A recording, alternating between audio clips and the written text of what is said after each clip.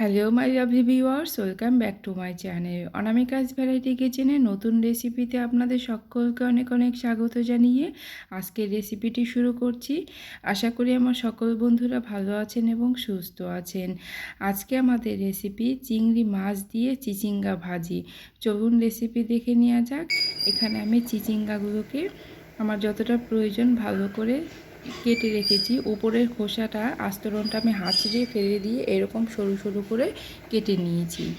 এবার আমি একটা কড়াই বসিয়ে দিয়েছি। কড়াইতে আমি দিয়ে দিলাম সাদা তেল।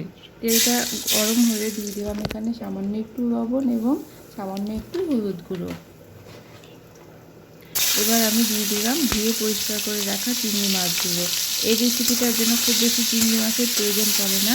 আর চিংড়ি মাছের উপরের যে গায়ের খোসা থাকে আমি সেই খোসাটাকে বাদ দিয়ে দিয়েছি। আপনারাও এই রেসিপিটা করলে খোসাটা অবশ্যই বাদ দিয়ে দিবেন। এই রেসিপির সঙ্গে চিংড়ি মাছের খোসাটা মুখে পড়লে ভালো লাগে না। এবার আমি ওই কড়াইতে আরেকটু তেল অ্যাড করে দিয়ে তেলের মধ্যে আমি ফোড়ন এখানে কালো জিরে দিয়েছি। কালো জিরে দিয়ে কয়েক সেকেন্ড অপেক্ষা করে আমি এখানে দিয়ে দিলাম পেঁয়াজ কুচি আর সাথে দিয়ে দিলাম চেরা কাঁচা লঙ্কা। এবার পেঁয়াজ এবং কাঁচা লঙ্কাটাকে আমি 2-3 মিনিট একটু হালকা করে ভেজে নেব। খুব বেশি কিন্তু পেঁয়াজ ভাজবো না। দেখুন এরকম করে ভেজে নিয়েছি। এবার আমি এখানে দিয়ে দিলাম কেটে রাখা চিচিঙ্গাগুলো। এবার দিয়ে দিলাম আমি স্বাদ মতো লবণ। এবার লবণটা দিয়ে আমি খুব ভালো করে নাড়াচাড়া করে দেবো। আর এই মুহূর্তে আমি এখানে হলুদ গুঁড়ো দেবো না। এখন যদি আমি হলুদ গুঁড়ো দিয়ে দিই চিচিঙ্গার থেকে জল বেরোবে, তখন হলুদ গুঁড়ো দেওয়ার ফলে কিন্তু কড়াইয়ের মধ্যে নিচের দিকে লেগে যেতে পারে। তাই আমি আগে জলটাকে একটু শুকিয়ে নেব, তারপরে আমি বাদবাকি যা দেওয়ার পরে দেবো।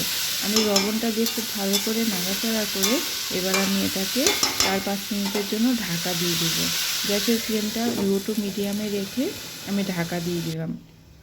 5 মিনিট আমি ঢাকা দিয়ে রেখেছি। মাঝে আমি একবার নেড়ে দিয়েছিলাম। এবার দেখুন জলটা অনেকটাই শুকিয়ে গেছে আর চিচিঙ্গাটা দেখতেই পাচ্ছেন কতটা নরম হয়ে গেছে। আর চিচিঙ্গা দেখতে মনে হবে অনেক কাটার পরে, কিন্তু এটা রান্না করার পর কিন্তু অনেকটাই পরিমাণে কমে যায়। এবার আমি এখানে দিয়ে দেব হলুদ গুঁড়ো। হলুদ গুঁড়োটা দিয়ে খুব ভালো করে আমি আবার নাড়াচাড়া করে দেব। এবার আমি এই রান্নাটায় কোনো রকম কিন্তু জল ব্যবহার করবেন না। এই ভাজি রেসিপিটা জল দিলে কিন্তু ভালো লাগবে না, খেতে পানসে পানসে হয়ে যাবে। তাই জল না দিয়ে এটাকে রান্না করতে হবে। আবার আমি 5 মিনিটের জন্য ঢাকা দিয়ে দিয়েছিলাম। গ্যাসের ফ্লেমটা কিন্তু লো ফ্লেমে রেখে আমি ঢাকাটা দিয়েছিলাম। মাঝে আমি একবার নেড়েও দিয়েছিলাম, কেননা এটা জল যেহেতু দেবো না নিচের দিকে লেগে যাওয়ার সম্ভাবনা থাকবে।